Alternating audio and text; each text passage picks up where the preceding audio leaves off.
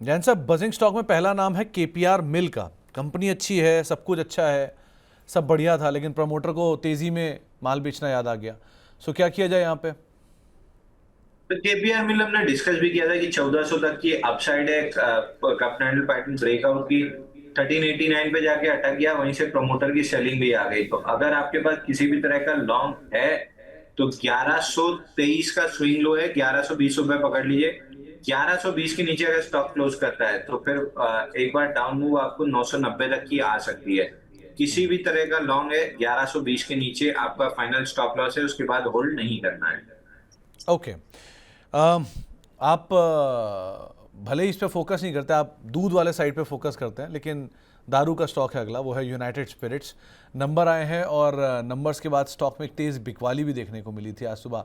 In fact ये अनुमान भी था कि नंबर अच्छे दिख रहे थे on a face of it, लेकिन क्यू ऑन क्यू नंबर्स में थोड़ी सी वीकनेस थी। सो आप कैसे देख रहे हो इसे?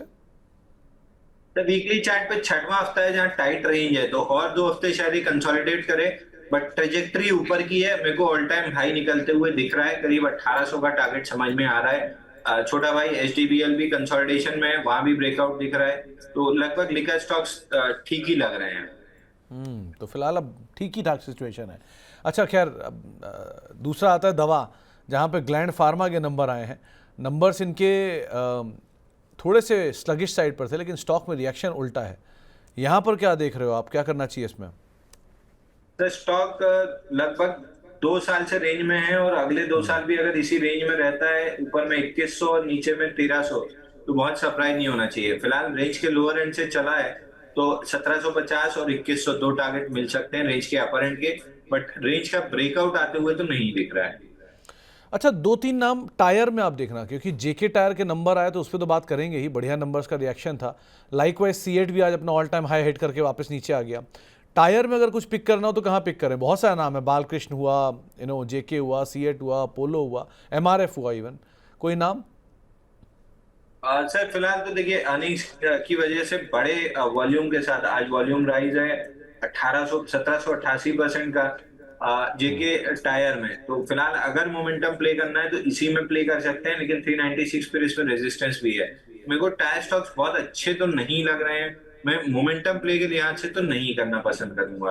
But JK tyre that being said आज मोमेंटम है, अब कैरी फॉरवर्ड होगा इसमें मेरे को फिलहाल तो बहुत डाउट है, तो मैं इन स्टॉक्स में नहीं मतलब छेड़छाड़ नहीं करूंगा।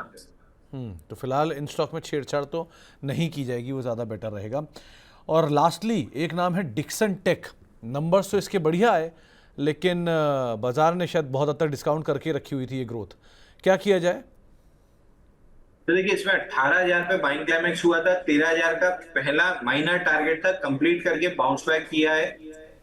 अब यहां से ऐसा लग रहा है कि फेलियर आ जाएगा, 14,800 के नीचे डिसाइसिव फेलियर रहेगा।